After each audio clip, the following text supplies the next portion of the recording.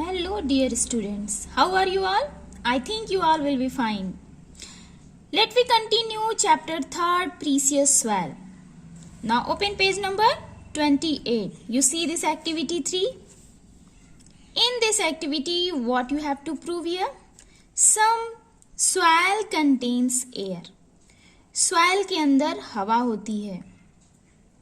कैसे पता करेंगे कि swell के अंदर हवा होती है? Let's we do this activity.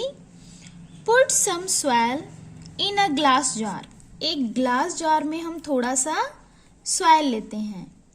pour water over it. और इसमें क्या डालते हैं? थोड़ा पानी डालते हैं. You will see bubbles float up. अब जब इसमें पानी डालोगे ना तो छोटे छोटे बुलबुले जो है फ्लोट करने लगते हैं, इस पे तैरने लगते हैं. This happens. ऐसा होता है क्यों? क्योंकि air is trapped in the swell. क्योंकि swell के अंदर क्या है? हवा है. एक्चुअली होता क्या है कि जब इस swell में हम पानी डालते हैं तो पानी इस मिट्टी के अंदर, swell के अंदर की जगह को कवर करने लगता है, लेकिन उसके अंदर पहले से कुछ एयर्स प्रेजेंट है तो हवा निकलेगी. जब हवा निकलेगी तब तो उसकी जगह पानी आएगा. तो वही हवा जब यहाँ से रिलीज होती है तो बबल्स के फॉर्म में रिलीज होती है. तो this air escapes and forms bubbles. Okay, so this activity prove that swell contains air. Repeat these activities with different types of swell. हम अलग अलग swell लेंगे और यही एक्टिविटी सबके साथ करते हैं. Some contain more water. कुछ में बबल्स बहुत ज्यादा बनेगा. जिसमें ज्यादा बबल्स बनेगा इसका मतलब उसमें एयर बहुत ज्यादा है, हवा ज्यादा है. जिसमें बबल्स कम बनेंगे तो इसका मतलब है कि उसमें एयर कम है. अदर कंटेन्स मोर एयर. कुछ जो है ज्यादा हवा लिया रहेगा तो इसका मतलब है बबल्स अगर ज्यादा बनेंगे तो वो उसके अंदर बहुत एयर है. Now look this oral questions on the page number 29. Choose the correct answer. आपको इस सेंटेंस में कुछ वर्ड दिए गए हैं जिसमें आपको करेक्ट ऑप्शन सेलेक्ट करना है. The making of swell took. swell बनने में लेता है, कितना समय लेता है? hundreds of years लगते हैं या thousands of years लगते हैं या millions of years लगते हैं. कितने साल लगते हैं? millions of years लगते हैं swell को बनने में. The swell is home to. swell किसका घर होता है?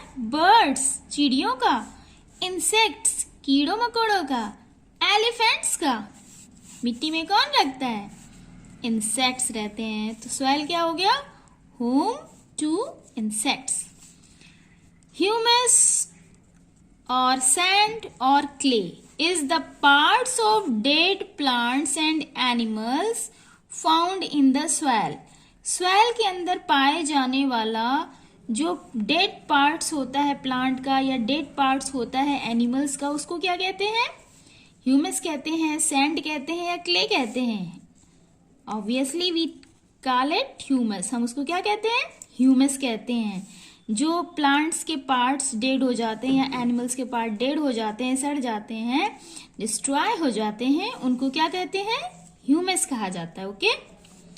Types of swell. मिट्टी के प्रकार, swell के प्रकार. Kinds. Sandy swell, clayey swell and loam are the 3 types of swell. 3 तरीके के swells होते हैं. sandy swell, clayey swell and loamy swell. sandy swell is mostly found in the desert.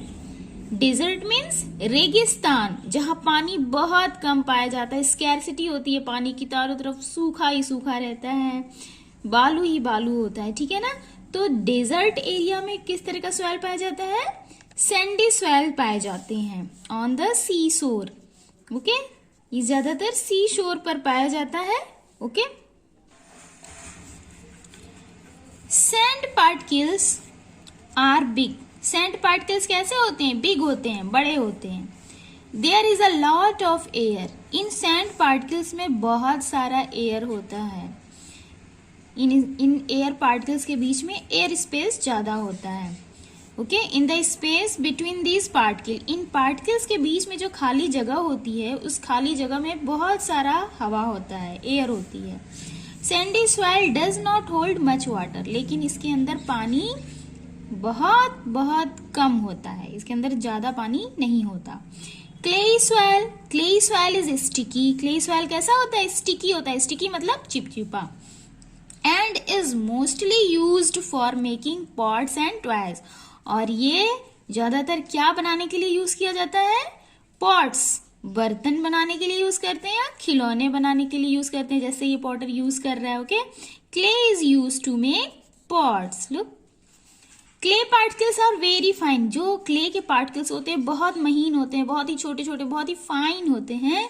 There is no space, इन particles के बीच में कोई space नहीं होता है जिससे हवा उसमें टिक सके, for air between the particles. इस क्ले सॉइल के जो पार्टिकल्स होते हैं इनके बीच में जो स्पेस होता है बहुत कम, मतलब होता ही नहीं कि उसमें हवा फिक्स हो सके। This soil can hold a lot of water, और इस तरह की मिट्टी में बहुत सारा पानी होता है। पानी होने की वजह से ये जो सॉइल के पार्टिकल हैं कैसे होते हैं? चिपचिपे होते हैं, स्टिकी होते हैं। Okay, loam is a mixture of sand and clay. Loam is a mixture of sand and clay. Loam क्या होता है? ये मिक्सचर होता है सैंड और क्ले का। इस क्ले और सैंड को मिक्स कर देंगे तो क्या बन जाएगा? लोम सॉइल बन जाएगा। इट कैन होल्ड बोथ, तो सैंड में हवा होती है और क्ले में पानी, यानी लोम में दोनों ही मिलेगा। इट कैन होल्ड बोथ, ये दोनों ही अपने अंदर लेता है। एयर भी इसके अंदर होता है इसके पार्टिकल्स के बीच में, और वाटर भी इनके पार्टिकल्स के बीच में कंटेन होता है। It has a lot of humus, इसमें बहुत सारा ह्यूमस होता है, यानी the dead parts of plants and animals also present in loamy soil, and you know that this humus particles make the soil more fertile. ये जो humus होता है ये मिट्टी को फर्टाइल बनाता है, उपजाऊ बनाता है। ठीक है, उपजाऊ बनाने का मतलब है कि उसमें हम कोई भी प्लांट लगाएंगे तो उसको जो है खाद मिलेगा, मिनरल्स मिलेगा, जिससे उसकी ग्रोथ अच्छी होती है। Loam is the best soil for plants. Loam पेड़ पौधों के लिए बहुत ही अच्छा सॉइल होता है, बिकॉज क्योंकि इट कंटेन्स एयर